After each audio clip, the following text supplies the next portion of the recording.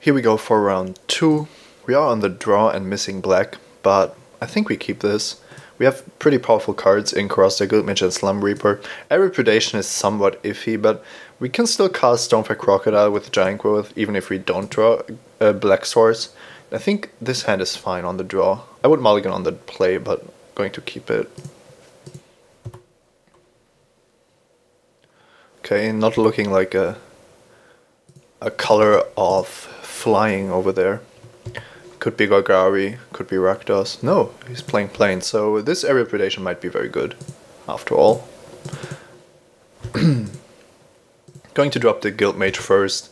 It's almost impossible to block it with our third land. Looks like our opponent is almost playing the same deck as we were. Well, our opponent is playing the same deck our opponent was. I was going to say. So here we have the option of Daggerome Imp versus Drudge Beetle. Daggerome Imp and Drudge Beetle both nice to sacrifice to Slum Reaper. I don't want to play the Crocodile because I want to have Giant Growth up to block his Temple. So I think going for Daggerome is fine here. It entices him to just drop a creature and then attack, thinking that his Temple is that I can't block his Temple. But I'm going to use Giant Growth to block, and if he doesn't have Swift Justice, we'll be fine. Of course, he has 2 creatures and a populate thing, like the Set of Songbirds and Ice in the Skies are basically his best plays after that. Now, the only thing he isn't allowed to have is Swift Justice. That would be bad.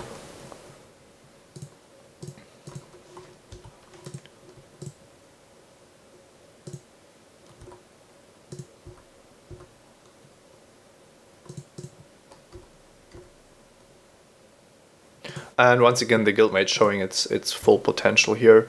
It's almost impossible for him to block anything. If we draw a land, we can drop more creatures. We have 1 activation open, which is fine. And Aerial Predation, of course, is also pretty good. Oh, the Rhino is something here. Let's see, we can drop both of our creatures. If we attack with the Crocodile, he just blocks with the Rhino. And we are forced to spend 3 mana. Don't really like that. So I think we just gain another life here.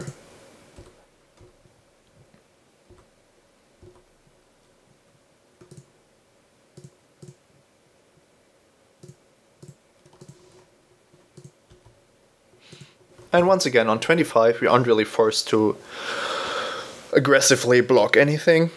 So that we don't have to run into his tricks, but we can use our tricks on our turn. So we make him fight on our terms, basically. So Knightly Valor is basically the best thing he can have here, and it's not even that amazing. He has a 5/6, so I don't really want to block, I guess. Not without the help of the Guildmage. 5/6 Vigilance, Hexproof. I could block with Guildmage, Crocodile, and Drudge Beetle, but then I lose 2 of my creatures, and losing Guildmage and Crocodile on this board doesn't seem very good. I think it's better to untap and then see what happens. Also, going down to 20 isn't a big deal, so.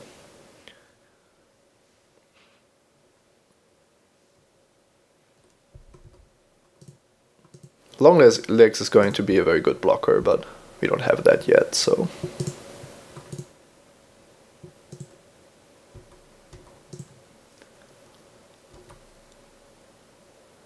I think what we can do here is to just use the Guildmage defensively to make more and more blockers, rendering his Knightly Valor Rhino almost ineffective. Now, the blockade is somewhat bad for us, but not that big of a deal, so let's block with Beetle. We would like to scavenge the Beetle, so that's the best creature to throw in front there. Then we just sacrifice it for 2 more blockers.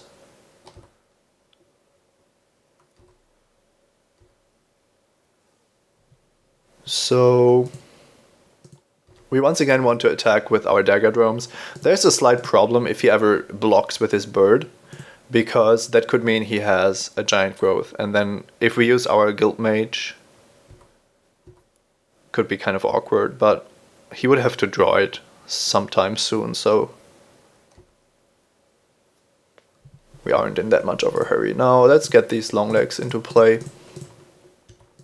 Great blockers for what he has, and if he doesn't have like an amazing rare like collective blessing here, I think we are doing fine. Now this is an easy block again, and I think I just block with long legs on knight, forcing him to have a spell here, but not running unnecessarily into root-borne defenses, cards like that. Yeah, I mean that's fine. He doesn't lose his knight, but I don't lose another creature, so untapping with long legs here is amazing. So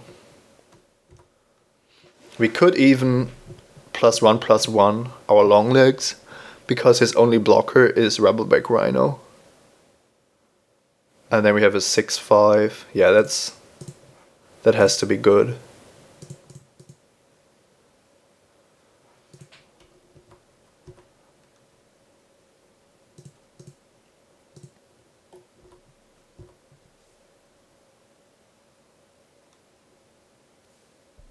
Whoa, he's blocking. I hope he doesn't have Swift Justice now, but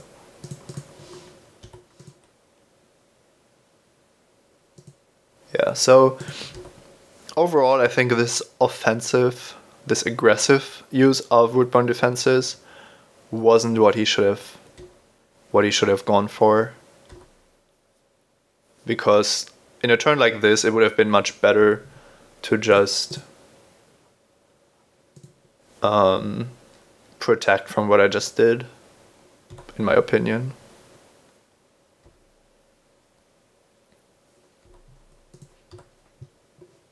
So here we just do the same trick again.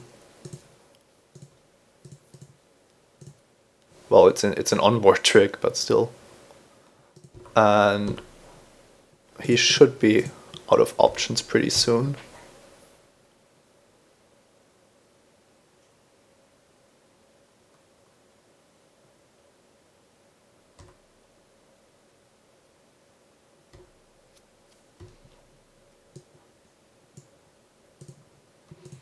Down to 7, and we have all these options here. We could just drop the Crocodile, but it's also not unreasonable to just say go, keeping open Aerial Predation and the activation on the Guild Mage. So even if he has a large flyer, we can just end of turn Predation it, and that should win us the game. Also, if he has something like Knightly Valor, he's most likely to put it on the bird, so no reason to do anything else here. Yeah, that was good. He has Wayfaring Temple and Root-borne defenses, but we managed to just have the better strategy overall. So we don't have that much to put in the way of the Selesnya cards, but maybe we can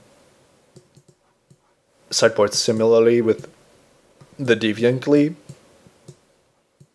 Also, Perilous Shadow isn't too bad, I guess. He has a lot of 2/2 knights, so the Stonetrike Crocodiles lose some of their value, and the creatures with more than 2 toughness gain some value.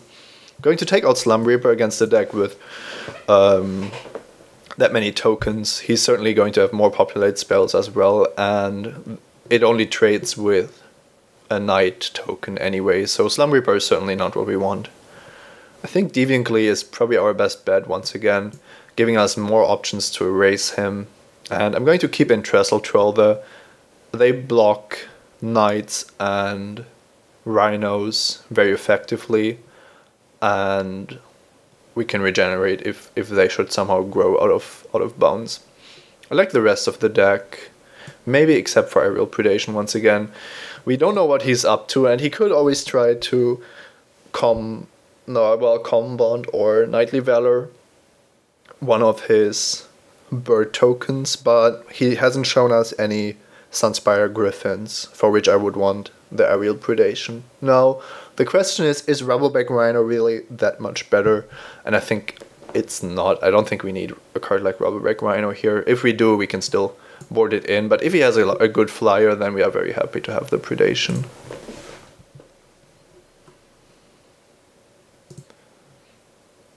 He's on the play. We have a dead draw here because we don't have the red yet, but this hand is amazing. I'm going to keep it. Once again, no trouble with our mana. We have 3 sources for the impact, and we can hopefully play our game again. It's not that likely that the Dredge Beetle is going to get through, so I'm going to try it with Dagger Drum instead, which is only bad if his first play is Seller of Songbirds. But it's much more likely that he just has a random ground creature like that.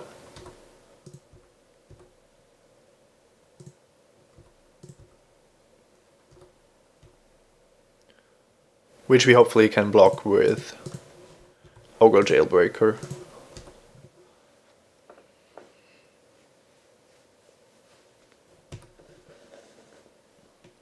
We might fall behind a little bit here, but our deck is built to get around that in time. Now that's not the card I wanted to see, of course. And he has a Herald as well. Now the Jailbreaker should stop his offense, and it would be great to have a Decoy in play already because the Bird and the Herald are really nice targets. Now, double blocking the healer with Decoy and Beetle is probably kind of weak, but on the other hand, putting those scavenge creatures into our graveyard is pretty amazing. So I almost like to just drop the Decoy because it forces his hand. He's forced to attack and he's forced to make the token, or to keep open mana for the token. We could also use it to get rid of the bird, but I don't think that's what we want to do. We are always kind of weak to Knightly Valor. If we drop the Jailbreaker, he can't put it on the Herald, but he can always put it on the bird. And I don't know if we want to give him air superiority.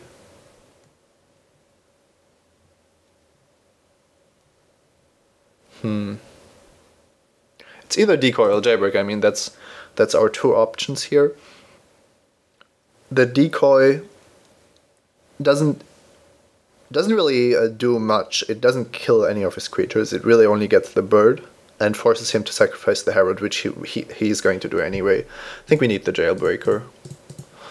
And I could actually offer the trade with Imp and Bird now that I think about it. Of course, I shouldn't have played something first, but basically I'm trying to scavenge onto the bird, onto the Imp, and make it large, but I have more Imps, and he's going to try to put counters or Knightly Valors onto the bird or populate it.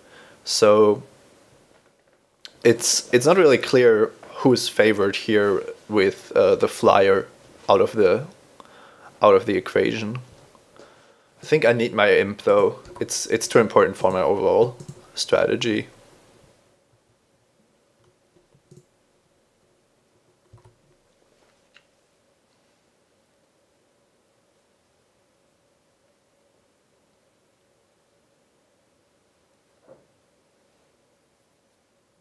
And of course I'm not blocking here, because then I would just enable his spells, basically.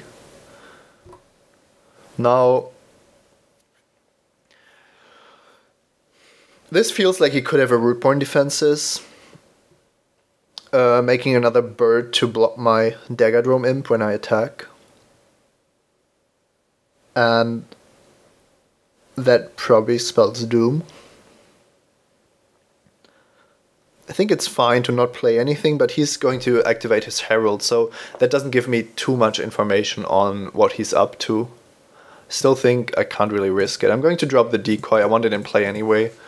And sadly, I'm going to be a bit more defensive than I would like, simply because of the danger of Rootborn defenses.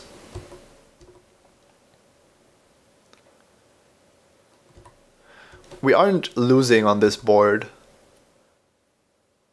as long as he doesn't play anything else, so...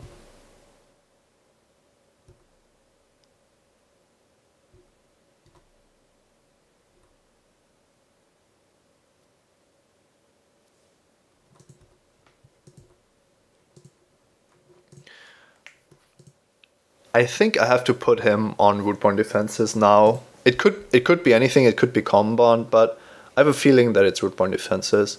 Now, if I attack with the decoy, I might get him to do something, but I don't have a very good target to kill with the decoy, so this doesn't seem like the turn where I want to attack with everything, especially because the longer I wait, the more powerful the decoy becomes. I do run into other cards like the Druid's Deliverance, but the way he's keeping open 3 exactly makes me think that it's probably Rootborn Defenses. Now that's interesting. Taking with the Centaur here means that he's either preparing an aggressive Rootborn Defenses again, which I think is a mistake, or he does have a card like Common Bond. So playing around Common Bond here is probably smart, and if I manage to get that Rootborn Defense out of his hand, then I'm very happy to trade a Drudge Beetle for that. Now, I could block with Jailbreaker and Sewer Shambler. Then he kills both with a Common Bond, which is kind of unfortunate. Drudge Beetle is slightly better, but really only slightly better, so I think we can block like this. That way, if he has only Rootborn Defenses, then only the Drudge Beetle dies. It looks like he's putting the Jailbreaker first, so it's going to be interesting to see what he has. Oh, it's a Swift Justice, okay. Yeah, I guess that's fine. He didn't have a Swift Justice earlier, so...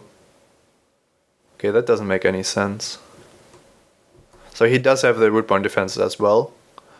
I have no clue why he's playing both. He isn't killing any more creatures or doing anything else with it.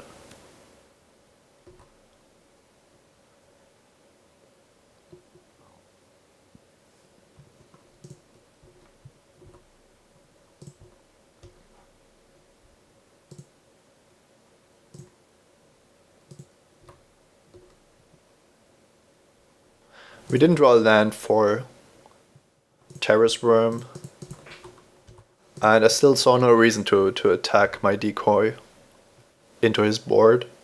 Now if he has more Rootborn Defenses or Common Bonds or anything really, then we are probably dead, but I can only play around so many cards. Now the Crocodile could block here. And the question is, if he has another Rootborn Defenses, I think we are losing anyway, so let's consider the other cards he could have. He could have a Common Bond, which means that I need to block his creatures with 1 power more than I usually would, if possible. So maybe we can actually do that. So for example, I could block the Drudge Beetle with my Crocodile, and then double block a 3/3 with Drudge Beetle and Decoy. That way he still has a very good Common Bond though, making a Centaur 5/5, and now I think I'm really losing to most of these cards anyway.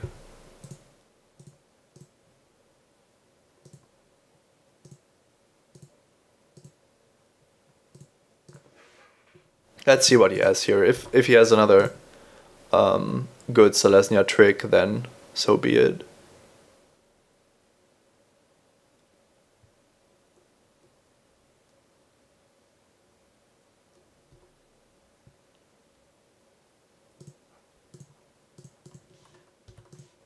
I don't think I could play around that really realistically.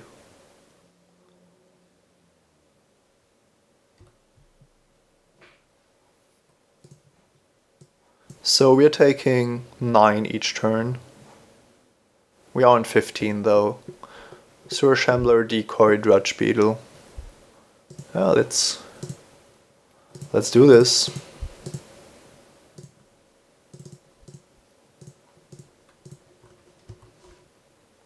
We could stay back here, but I think attacking is just what we want to be doing. Basically, if we don't attack and he doesn't attack, then we aren't advancing our board, but we are behind. And if you play it differently, then it's not going to get better, so... We did draw a Guild Mage here, which isn't bad. It does at least block his cellar, so that's something.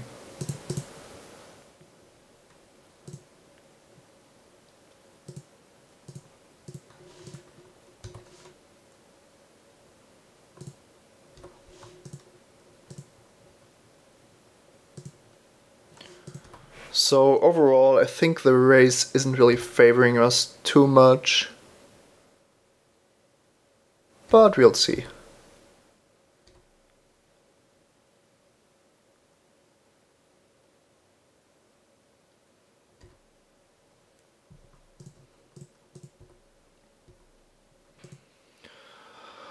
We drew a Trestle Troll, so the best option of just activating the second ability isn't really an option. And the question is, how do we win this? We can always +1/+1 the imp. And the first question is how much damage we take. 9, 10, 13, and we go up to 14. If we pump the imp once with the Guild Mage, we actually deal 1 more. And then we still have the Trestle Troll as an amazing blocker. We might actually have to block with the Guild Mage, but we really want to have the Intimidate option against the bird. So I think what we want to do is deal the most amount of damage here. And then play the Trestle Troll to block. I just saw that we could have attacked with the Guild Mage, but we aren't changing our clock. So we just want to attack in 2.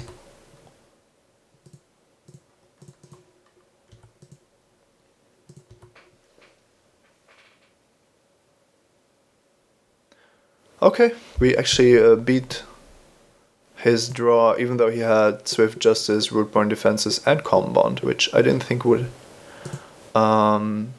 be possible, but somehow he played that Rootborn Defenses at a time he didn't have to, and our block, the block we decided on, wasn't too bad against Calm Bond as it turned out. So overall, the Daggerdrome Imp plus Scavenge was able to win the race against his green-white deck. Of course, there's cards we would have lost to, a lot of them, but it's also kind of difficult for him to deal with the Imp. I'm really happy about the decision to keep it alive as well. See you in the finals.